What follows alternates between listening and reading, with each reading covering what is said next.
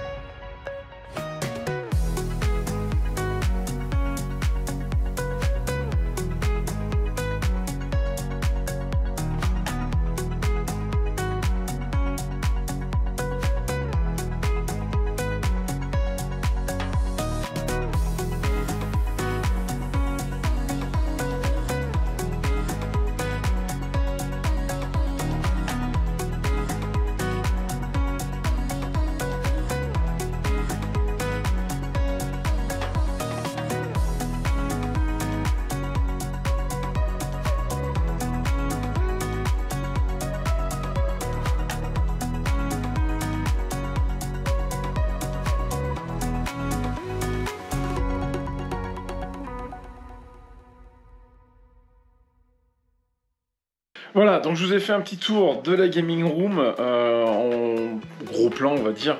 Vous allez voir, il y a 2-3 petites choses, notamment ce mur-là, voilà, encore pas totalement terminé. Mais je vous explique un petit peu. On va faire le tour tous ensemble. Mais avant, si vous aimez cette vidéo, n'hésitez pas à mettre un petit pouce bleu, ça fera plaisir, et à t'abonner. Ça fera encore plus plaisir, moi je dis. Donc, ma Gaming Room se divise, on va dire, à peu près en 2 voire 3 zones.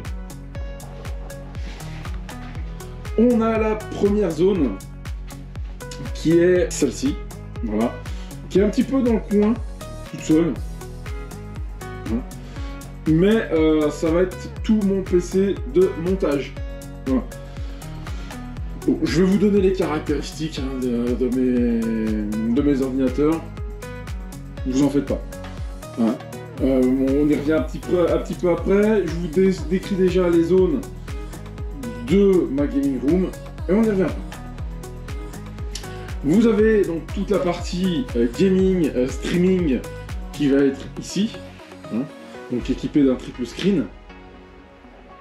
Avec les lumières que vous avez en pleine gueule, mais que moi j'aurai en pleine gueule pendant que je suis en live. Et on a une partie ici qui va être un peu plus chill, le canapé, il n'y a rien, un mur blanc. Donc je pense qu'il y en a qui ont déjà compris le pourquoi du comment. En fait, c'est simple. Ici, je vais mettre un rétroproche par là.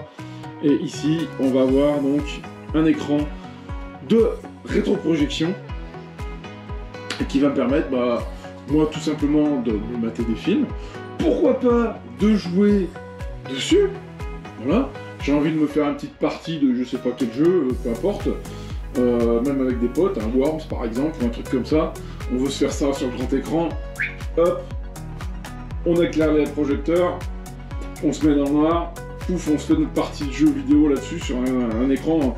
Savoir que là j'ai un peu plus de 2 mètres et des poussières par 2 mètres 40, un truc comme ça. Enfin, bref, là ça va être prévu un grand écran. Voilà, et puis là tout le décor où j'ai allumé les couleurs Donc c'est vraiment pour moi la gaming room de mes rêves. C'est ce que j'ai en tête depuis très longtemps que je rêvais de vous faire. Hop, je vais essayer de me mettre là parce que sinon, bah là j'ai pile l'ombre de la caméra sur la gueule. On va faire un petit tour du matériel.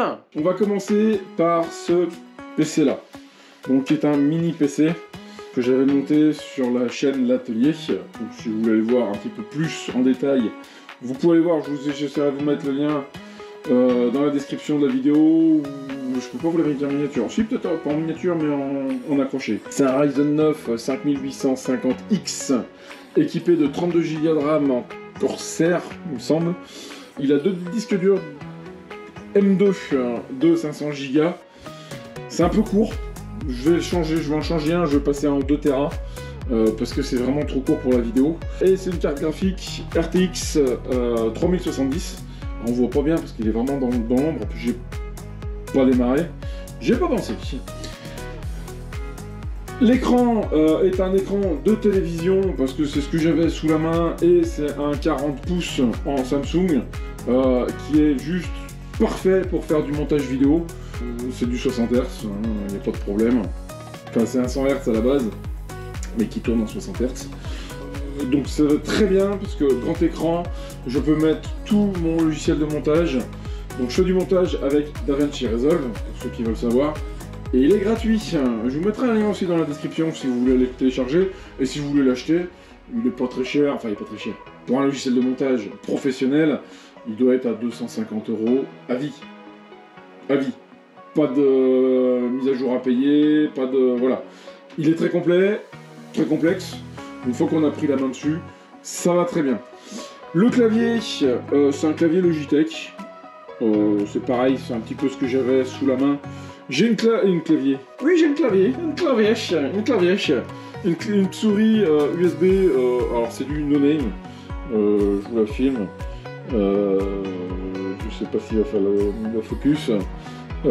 C'est un truc que j'ai acheté à 15 balles sur Amazon, mais qui va très bien. Elle est rechargeable, sans fil, Bluetooth ou via un petit dongle. C'est juste parfait. Pour moi, c'est parfait. Je m'en sers pas énormément. Ça fait 2 mois que je l'ai, que je l'utilise, et ça va très bien. Pareil, j'essaie de vous mettre les liens dans la description de la souris si vous la voulez. Franchement, je vous dis à 15 balles, ouais, 15-20 balles, elle fait le taf. Elle est RGB et j'ai un siège basique, vraiment basique de chez basique, qui me permet de m'asseoir. Déjà, c'est déjà pas mal, et permet d'être devant l'écran. Voilà. Donc ça, c'est pour le coin montage, le coin, on va dire, ouais, vraiment dédié au montage de la chaîne. Là, c'est le petit coin bazar, hein, et puis là, c'est encore le coin où je travaille. D'ailleurs, il y a un tableau blanc qui est là. Donc, vous voyez, ça, c'est les plans que j'avais fait déjà il y a un petit moment. Le plan d'implantation, le plan du mur du fond. Alors, ça a un petit peu évolué, mais ça avait déjà l'idée un petit peu comme ça. Donc là, c'est encore un coin où bah, il faut que je travaille. Hein.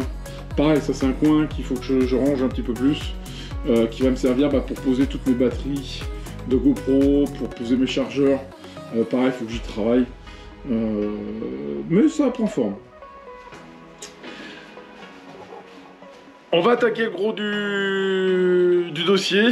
On va passer sur la partie PC by Gaming. Moi, je vais en profiter. Je vais m'asseoir. Hein, et puis, on va faire le tour de la config.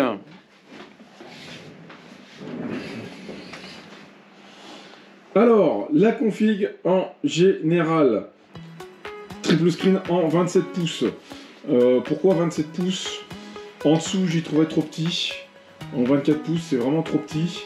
Et j'ai eu l'opportunité d'acheter celui-là, qui est mon premier écran, qui est une référence à la con de chez Yamaha, qui est un 144 Hz. Malheureusement, je ne peux pas l'utiliser en 144 Hz, donc je vous ai expliqué pourquoi.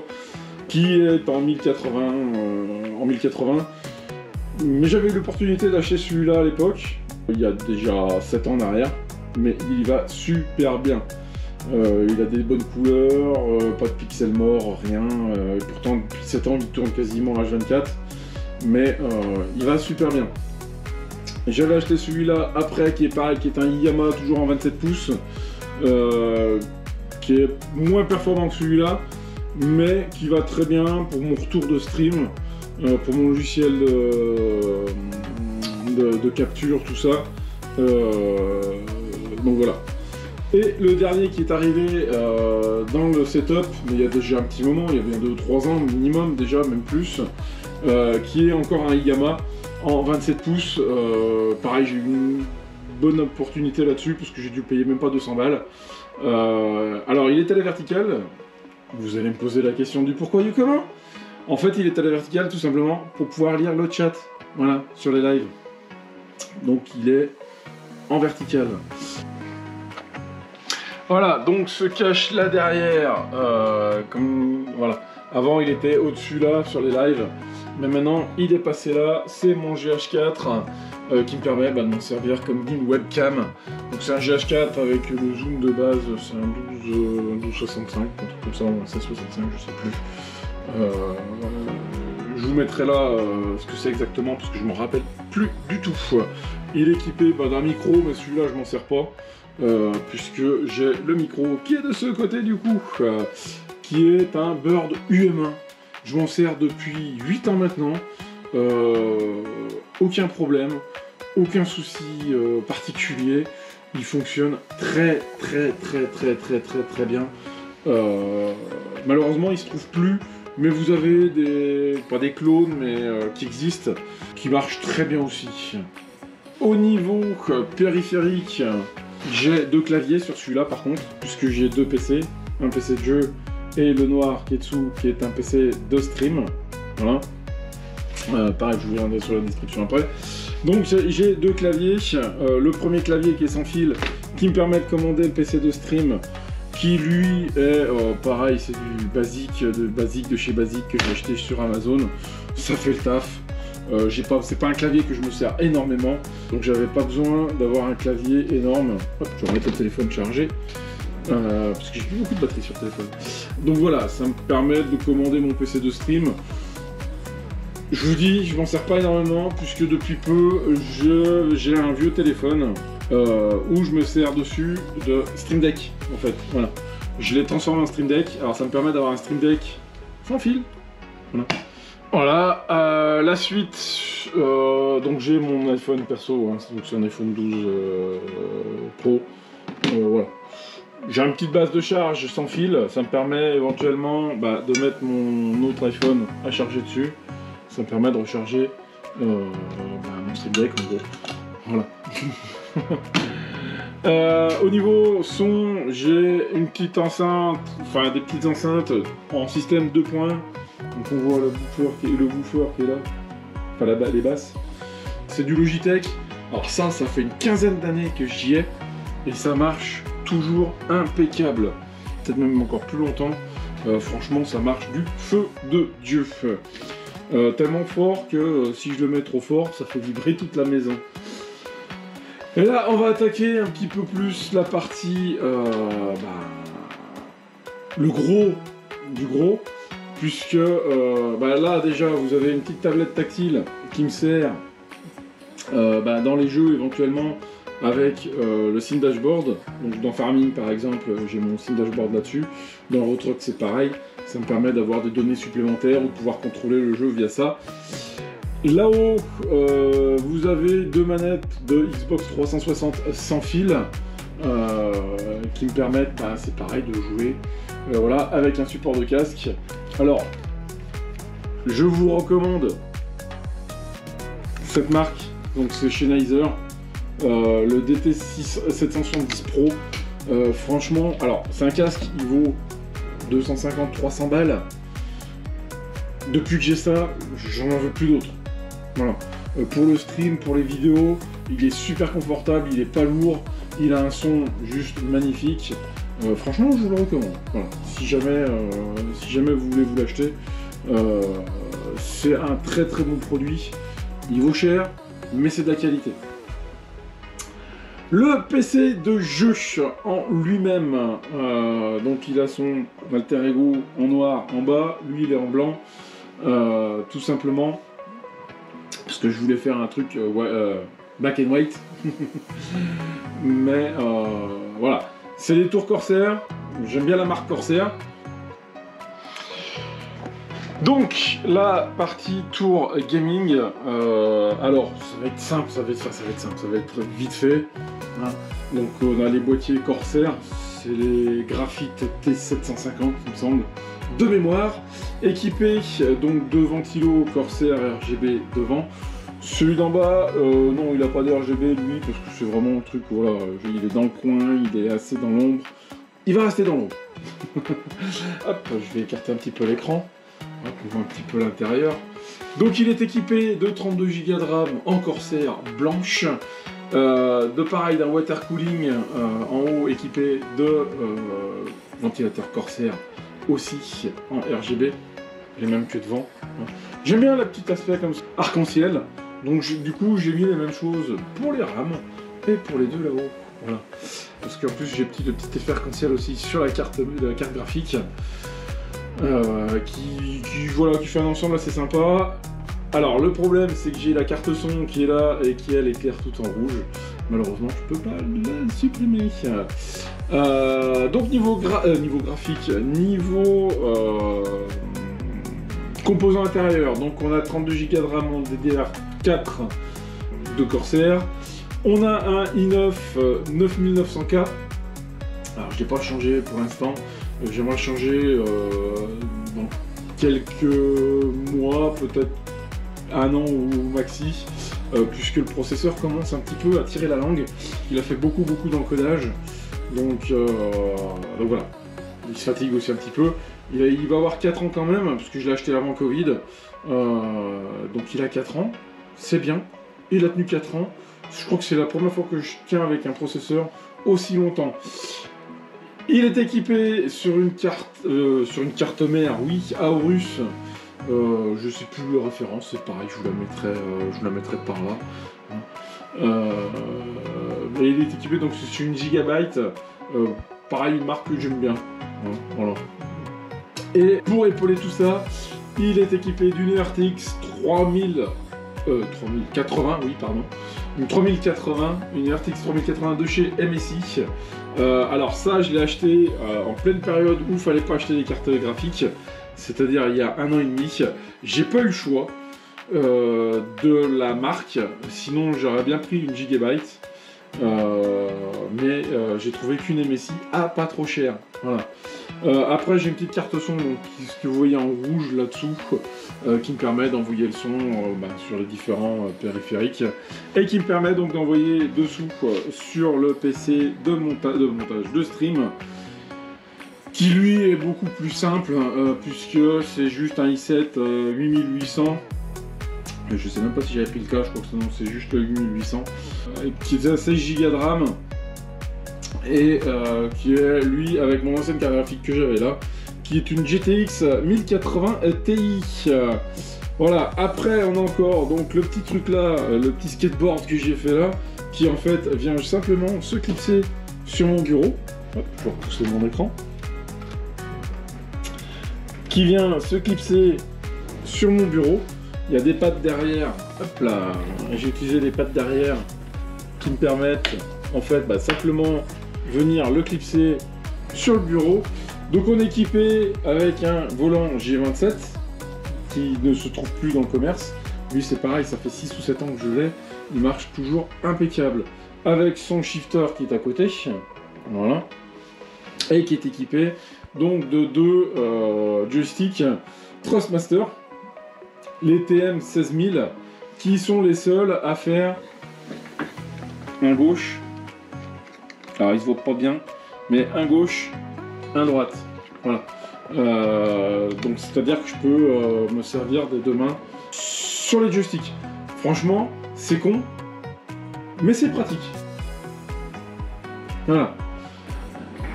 Je pense que j'ai fait le tour du matériel. Après dans le décor donc vous avez la console Super Nintendo qui est la toute première console que j'ai eue. Dans son emballage d'origine, elle est dedans. Il manque juste l'alimentation que j'ai perdue. Impossible de la retrouver. Vraiment impossible de la retrouver. C'est dommage, sinon elle était complète avec sa cartouche. En plus Street Fighter 2 que j'ai toujours. Là vous avez des figurines, mes 2 trophées farming. Encore quelques figurines. La Game Boy. Hop là. Voilà, donc la petite Game Boy basique et la petite Game Boy Color, la petite Game Boy Advance qui est équipée avec lequel jeu, celle-là. Hop là. Qui est équipée avec Yu-Gi-Oh! Voilà. C'était la console que je me servais au shot en fait. Pareil, là j'ai plus le chargeur, je sais pas du tout où il est passé, faudrait que je retrouve un éventuellement. Mais les 2 consoles fonctionnent. Voilà, fonctionnent. Et là-dessus, je crois que je dois avoir arcade pinball ou un truc dans ce style-là. J'ai plein de jeux encore. Et mes consoles sont toutes en état de fonctionnement. Et en parfait état. En parfait état. Elles sont pas délavées, elles sont pas décolorées. Elles sont pas jaunies, puisqu'elles ont été dans des cartons. Putain, j'ai cru qu'elle démarrait, dis donc. Voilà, je pense que j'ai fait le tour à peu près de toute la gaming room. J'espère que ça vous a plu. Si j'ai oublié des choses ou si vous voulez plus, si vous avez des questions, pardon, n'hésitez pas à les poser en commentaire. Ça me fera très plaisir de vous y répondre. Et puis nous, on se retrouve très bientôt pour des vidéos et des lives. Voilà. Donc n'hésitez pas à venir sur les lives de la chaîne où j'annoncerai pas mal de petites choses encore à venir. Puisque voilà, avec un décor comme ça, moi personnellement, ça me donne envie. Voilà, ça me donne envie.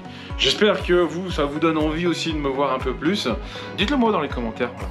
Franchement, j'attends vos retours aussi sur ce que j'ai fait. Hein, puisque à la base, le mur là, hop là, celui qui était là était un mur blanc. Il a fallu que je le repeigne complètement. Il a fallu que je bouche les trous. Il y a eu pas mal de boulot.